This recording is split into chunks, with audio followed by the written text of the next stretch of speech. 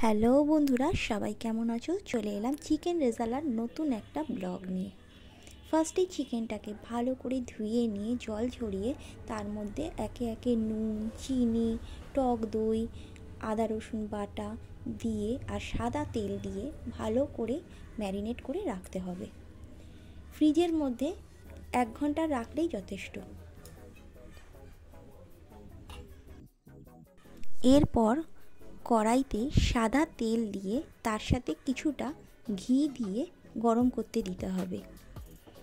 কিছুটা শুকনো লঙ্কা, কিছু গোলমরিচ আর কিছু গোটা গরম মশলা দিয়ে হালকা নেড়ে চেড়ে নিতে হবে।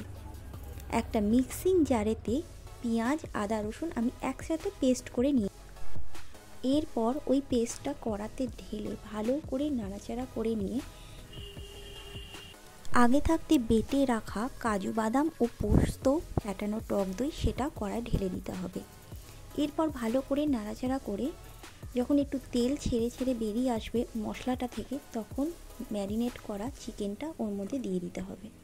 দিয়ে সেটা ভালো করে নাড়াচাড়া করে নিয়ে তার মধ্যে কাঁচা লঙ্কা কুচি ও কিছুটা গোলমরিচ গুঁড়ো অ্যাড করে দিতে হবে। এরপর চিকেনটা যখন একটু কষে আসবে তখন কুচানো পেঁয়াজ ছড়িয়ে দিতে হবে। তার সাথে পরিমাণ মতো নুন আর চিনি দিয়ে দিতে হবে। রান্নাটা যেহেতু একটু মিষ্টি মিষ্টি, তাই জন্য একটু সামান্য মিষ্টিটা বেশি দিলে ভালো লাগবে খেতে।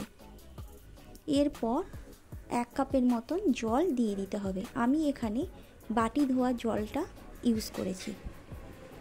দেওয়ার পর আমি ঢাকা চাপা দিয়ে 10 মিনিট ফুটতে দেবো।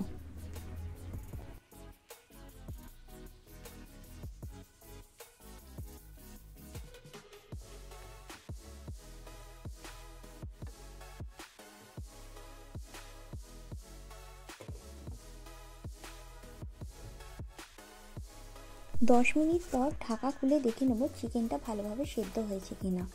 এরপর ওর মধ্যে গোলাপ জল, গরম মশলা গুঁড়ো আর সামান্য ঘি দিয়ে 5 মিনিট ফুটিয়ে দিয়েই নামিয়ে দেবো। ব্যাস রেডি।